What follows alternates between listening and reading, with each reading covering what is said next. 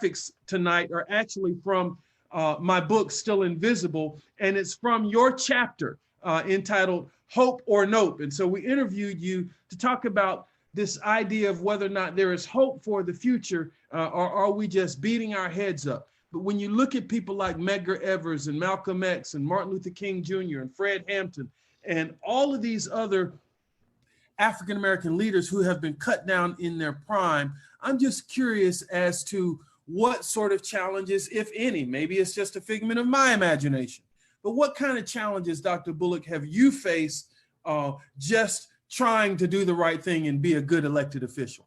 I want to Brother, go ahead, real quick, I want you to answer exactly what Elvin just asked, but can you weave in the importance of being engaged at the local level, politically speaking? So that's all I want. That's my thing. So that's what I want you to. Where I want you to get it. Absolutely, to both of them. So it is a toll. I mean, it's to be honest with you, it's a mental, it's a physical, it's a spiritual toll.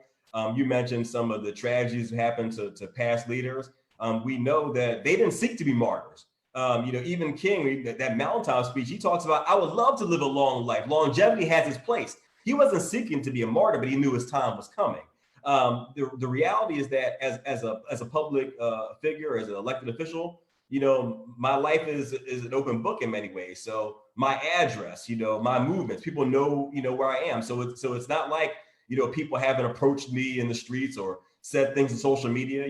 Social media is very interesting these days because everyone, has access, and sometimes the dialogue is less than civil.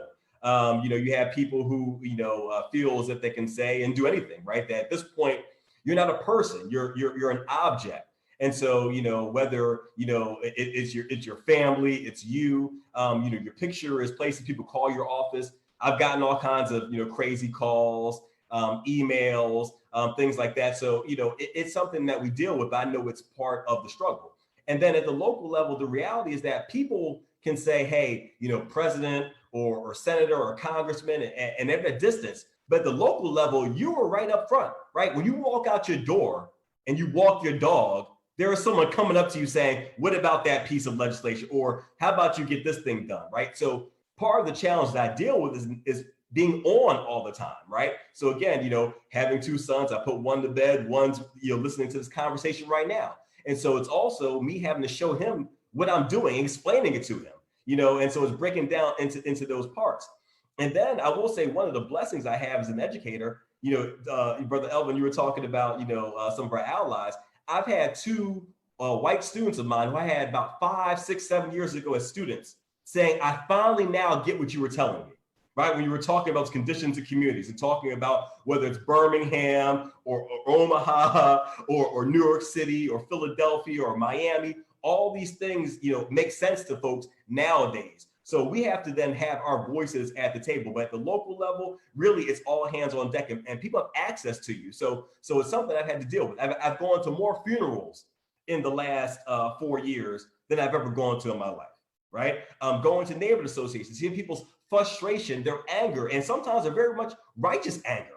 So you have to put that in its proper perspective. But yes, it is a toll. I'm blessed and fortunate to be in this place, being reelected, this past month. But again, the work still continues.